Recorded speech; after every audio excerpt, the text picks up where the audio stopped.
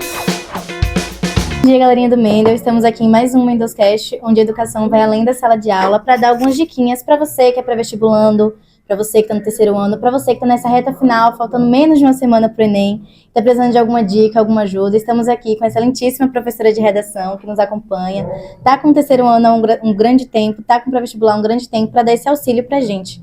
Queria saber, Malu, de você, qual é... que a gente não gosta de dizer que é chute, né? Mas quais seriam as melhores apostas para tema de redação ou para as matérias de linguagens que vão cair no Enem, né? Os assuntos de linguagem.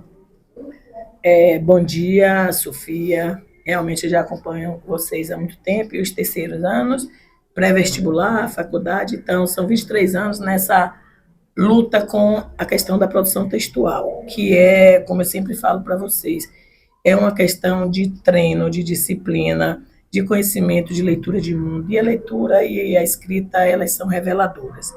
No entanto, as dicas que eu dou, como você falou, que está nas proximidades do Enem, é um trabalho constante a escrita. Então, desde a escolha de como você vai estudar, desde a disciplina na produção, nas produções textuais, desde o acompanhamento. Então, eu vejo, principalmente para os alunos do Mendel e do pré-vestibular, o terceiro ano, que vocês têm um acompanhamento fidelizado, vocês têm o estudo das técnicas necessárias para a produção do texto, vocês são acompanhados de acordo com as competências do Enem. Então, eu sempre falo que não é a chegada, é a caminhada. Então, eu acho que vocês estão seguros dessas realidades, mas quem está nos assistindo, que não tenham recebido essas orientações, então vale algumas dicas. Primeira coisa é vocês prestarem bastante atenção em todas as instruções da prova, entender que é um texto dissertativo argumentativo, entender que o tema já está na prova, não precisa estar adivinhando, mesmo porque o próprio manual que assiste a vocês já deixa claro que precisa entender os eixos temáticos que são pertinentes para essa elaboração do texto tão esperado que é a prova de redação. Ainda nesse esquema de resolução do Enem, a senhora tem alguma dica de ordem de resolução? Porque a gente tem aquela noção que está por aí na internet e todos os professores sempre voltam a explicar que nós temos 3 minutos para cada questão, 1h30 para redação. Mas a senhora, como professora tanto de redação quanto de linguagem e códigos, a senhora acha que precisa ter uma ordem na resolução de questões? Começa pela redação? Como é que ficaria essa parte? Olha, o que eu percebo é que o aluno, às vezes, por medo, prefere ler a prova de linguagens para depois produzir a redação, achando que na prova vai conseguir trazer algum repertório, vai conseguir trazer alguma outra informação nova. Inclusive, isso é um equívoco, porque a produção do texto, ele já vem acompanhado dos textos motivadores, e quando o aluno sai dessa realidade, ele, inclusive, pode ser prejudicado quanto à avaliação do próprio tema e dos eixos e dos textos motivadores que conduz à prova. Então, a forma e a maneira correta de fazer na hora, isso é muito relativo também pelo próprio aluno. Ele vem, durante o ano, testando o que é melhor fazer redação. Na minha concepção, sabendo que a redação é um fator que mais preocupa o aluno, é importante que ele leia a prova de redação, ele faça uma minuta, ou seja, um rascunho, elabore o esqueleto, que é o que vai ser colocado na introdução, no arrolar do texto, que corresponde aos desenvolvimentos, e na conclusão, e deixa lá. Vai ler a prova, porque até psicologicamente ele já vai estar numa zona de conforto, que ele já sabe o que vai escrever, que está lá para que na hora, passando para a folha original, que é a folha que mais nos preocupa, porque não pode ter erros, rasuras, ele já tenha essa relação com o tempo e deixe ele mais tranquilo. Muitos dos alunos têm essa noção muito pequena de que quando a gente vai passar a redação a limpo, quando a gente vai marcar o gabarito, isso também faz parte da estratégia de resolução de prova, né? Ainda faz parte do todo o esquema de fazer o Enem. Mas sobre a redação em si, a gente vê muito isso de modelos prontos, ou você criar um modelo. A senhora, como professora de redação, recomenda usar modelo, recomenda criar modelos? Como a gente deveria se guiar para uma pessoa que, por exemplo, não teve um preparo muito bom para fazer essa redação? Olha, ler as redações, que são poucas, inclusive, de alunos que foram contemplados com a nota 1000, isso ajuda. Mas como construtora de texto, entendendo a tessitura de um texto, eu não aprovo modelo pronto. Por quê? Porque o tema da redação ele vem por eixos temáticos. É necessário que o aluno tenha semântico, vocabulário daquele tema que já vem compreendido na prova. No entanto, o que eu me refiro a modelo pronto de redação é o aluno compreender o projeto interno, o plano de um texto, o que deve ser colocado na introdução, como deve ser organizado os parágrafos de desenvolvimento, porque consiste numa progressão textual que é importante. Então, se o aluno foi conduzido em todo o ensino médio para esta produção, naturalmente vai se encaixar no modelo que o próprio Enem considera nota 1000, que é exatamente a organização interna de cada parágrafo.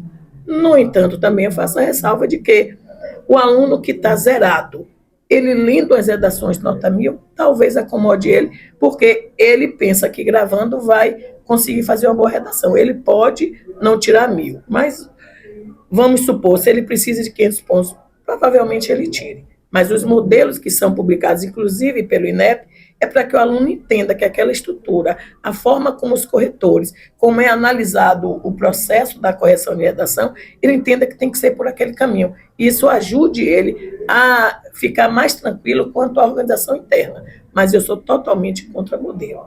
Pronto, olhando, claro, o pensamento e o critério de outro, quando na realidade ele tem que construir o argumento, convencer o corretor, o leitor, qualquer que seja o leitor, e persuadi-lo. Então, isso precisa de um acompanhamento do próprio aluno, do que ele estudou, do que ele foi orientado durante todo o percurso.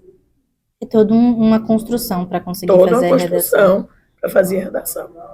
A senhora, como professora, tem alguma ressalva que traga a gente para não deixar cair naqueles deslizes bobos, naquelas coisinhas que foi mais falta de atenção do que o aluno realmente não saber? Qual seria a dica para algumas dessas situações, tanto na prova quanto na redação?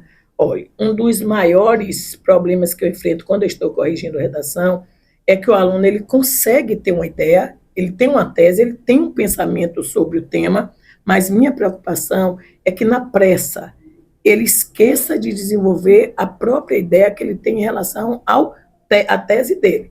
Porque se você tem uma tese e você precisa de um repertório, esse repertório precisa ter uma validação no texto. Porque se o aluno captou, diante dos conhecimentos que foram adquiridos em todas as outras matérias, e ele não sabe usar naquele momento, por que ele traz aquele repertório para ele provar a tese dele, isso é que é a minha maior preocupação. E a outra coisa, que para evitar os deslizes e ele se sentir seguro na própria interpretação do tema, é ele ler os textos motivadores que acompanham a prova, porque ali é um caminho que a própria instituição, o próprio INEP, demonstra para que o aluno se fortaleça no entendimento das ideias que ele vai precisar desenrolar durante o seu desenvolvimento ou durante o corpo da redação. Então, ficar atento à competência 3, quer saber selecionar, relacionar e organizar essas ideias. Quanto à competência 1, eu busco uma excelência, claro que também eu sou professora de linguagens, mas como existem desvios ou de natureza, assim, dificuldade na própria habilidade com a gramática normativa, então eu não espero 200 pontos. Eu luto para esses 200 pontos, mas é natural que esse aluno, até por nervosismo, por o hábito até da internet, essa linguagem não ser tão adequada dentro dos princípios do Enem. Então, os 160 pontos da competência 1, eu espero estar garantido, sim, para essa redação do Enem, com meus alunos, e essas pessoas, todas que puderem ouvir, não fique tenso com a competência 1. A nossa preocupação é entender o tema, corresponder a todas as competências do Enem, desenvolver, ter coesão e coerência, e não esquecer da competência 5, de todos os elementos pertinentes. Isso é que mais nos preocupa, porque a 1 já fica definido que é 160 mesmo. Eu acho que, como própria aluna, né, eu acho que dica que os professores sempre trazem pra gente é a gente saber que a gente deu o nosso melhor, né, quando a gente faz tanto a redação quanto a prova. Isso que a senhora explica das competências é bastante importante, porque a gente vê que atingir os 200 na competência, na maioria das vezes, pode prejudicar a gente nas outras e acabar decaindo a nota de maneira geral. Então é sempre bom a gente concentrar naquilo que a gente consegue fazer, né, naquilo que a gente vai conseguir completar com excelência.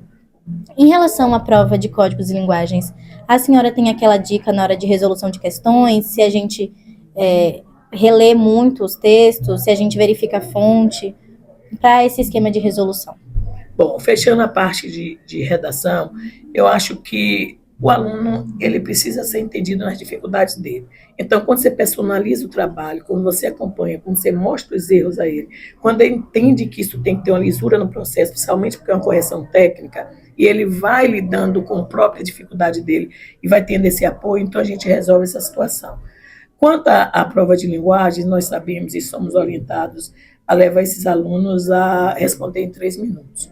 Mas o que eu considero de fundamental importância foi aquele aluno que conseguiu ser treinado durante o ano todo, que é o que o próprio portal do SAIS faz, que é o portal que o Mendel assegura aos alunos, que simula essas questões de linguagem, como todas as provas, mas se referindo à linguagem.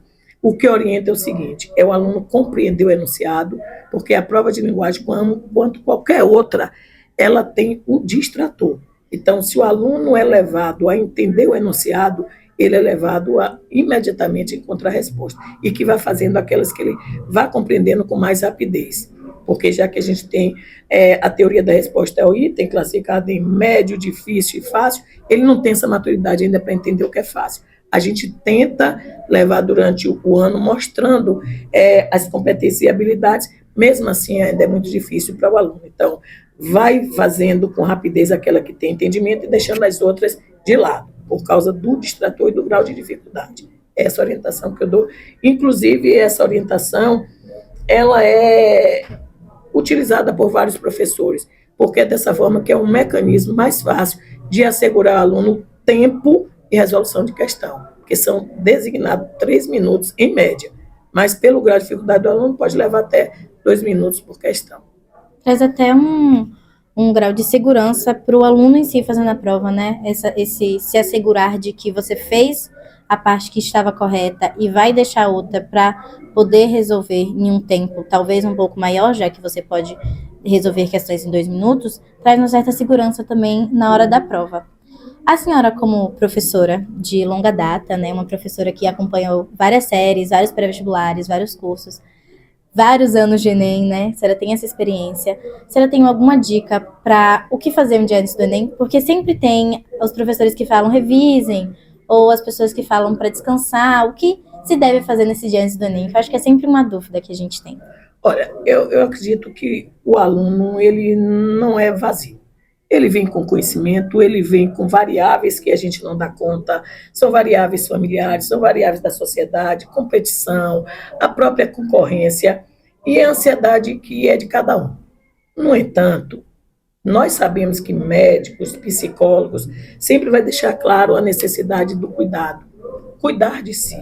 Então, pela parte da saúde, dormir cedo, acreditar que foi feito tudo o que tinha que fazer, mas pontualmente, algumas revisões da semana, como está sendo feito no pré-vestibular aqui do Mendel, por área, os professores não vão trazer assuntos novos, porque nós tivemos a responsabilidade de cumprir o programa, mas fazer pequenas revisões, dando determinados pontos importantes na hora da resolução. Na antivéspera, ele fazer uma pequena revisão dos assuntos que mais caem. Eu acho que isso vai validar muito ele, até para dar um certo equilíbrio entre o que ele estudou e o que ele revisou, que ele se sente com mais competências para resolver a prova.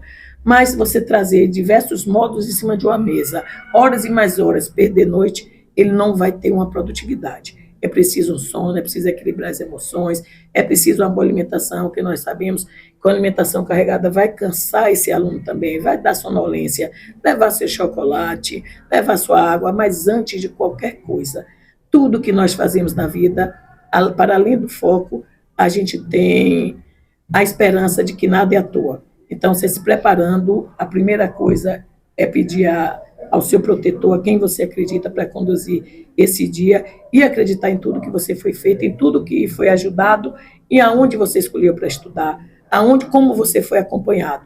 Essas variáveis é que vai conduzir você a ter um equilíbrio na hora da prova, mas nada de perder noite que não vale a pena e nem tem grandes resultados. Não. Precisa sempre de um bom descanso. Um bom descanso. Agora, indo direto para o dia 3, né, o dia do Enem, quando a gente ir lá abrir a prova para ver qual é o eixo temático, né? Qual é o tema que a senhora... Porque a senhora não gosta de dar apostas, né? Porque o tema vai estar lá. Mas qual é o tema que a senhora diria que tem uma probabilidade boa de cair, que o INEP traz essas... Não são dicas, mas traz esses indícios do que pode vir, do que pode não vir? Bom, a escolha do tema, ele já dá, porque ele dá os eixos temáticos, né? na área, as minorias, as questões sociais, políticas. O aluno tem que estar bastante atualizado, ler bastante, ter a disciplina e entender os repertórios, que envolve todas as áreas. Mas eu tenho um sonho, que é a questão ambiental. Eu acho que é uma responsabilidade não só dos jovens, mas de toda a sociedade, se debruçar para a discussão. E algo que está remetendo muito atualmente, Muito né? atualmente, é uma questão histórica que tem deixado muito de lado essas discussões, esses debates. Nós temos uma geração que precisa reverter a questão, principalmente ligadas ao eixo da sustentabilidade do meio ambiente. Eu aposto no meio ambiente em questão de educação, que eles abandonaram muito. A educação tem tempo que caiu, a questão ambiental está esquecida há mais de 10 anos, então estou apostando nessas queimadas, na questão de novas fontes de energia, na questão ambiental. É onde eu estou sonhando que caia, porque precisa de um olhar mais reflexivo, mais preocupante, é uma temática que envolve o mundo. Então eu espero que o Enem tenha sabedoria de cobrar a questão ambiental. Mas meus alunos já reconhecem todos os eixos, estão tranquilos porque sabem que o tema está lá. Então eu prezo e gostaria muito que tivesse a questão ambiental. Para a gente estar dando a finalização, além dessa sua meio que aposta, né, para o eixo ser meio ambiente, eu queria saber algumas dicas como repertório, né? Muitos alunos sempre têm dúvida porque todo mundo fala de repertório coringa e muitos alunos não sabem diferenciar o que é um repertório coringa. Quais são os repertórios que a senhora diria que são bons para ser argumentados, né? Porque não adianta trazer um repertório coringa e não trazer uma boa argumentação na redação. Muito bem. O repertório, como você traz esse questionamento aí, fica evidente o seguinte: a nossa responsabilidade com o repertório, que é o que eu chamo bastante atenção. Às vezes os alunos têm um equívoco quanto à correção da redação no que diz respeito ao repertório.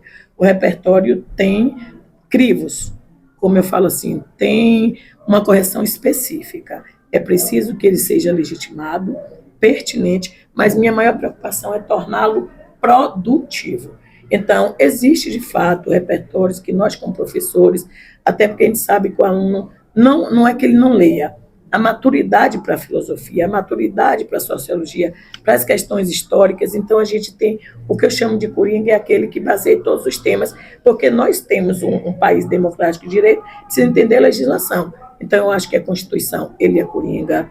Eu acho que os contratualistas, eles se referem de forma importante na relação com a sociedade. Eu acho que o John Locke, o Thomas Hobbes, a Constituição, para o aluno que ele tem medo, eles são basilares. Mas, para além disso, é o aluno entender que aquele tema tem um contexto histórico, tem um contexto social, cultural, político e econômico. Diante dessa realidade, ele vai buscar esses repertórios que atendam essas teses que ele vai colocar lá. Por exemplo, qual o melhor repertório para a negligência estatal? Qual o melhor repertório para uma base, vamos supor, de uma lacuna educacional? Então, ele primeiro tem que entender a tese, para depois trazer pertinência e produtividade para o repertório. Então, existe sim os coringas.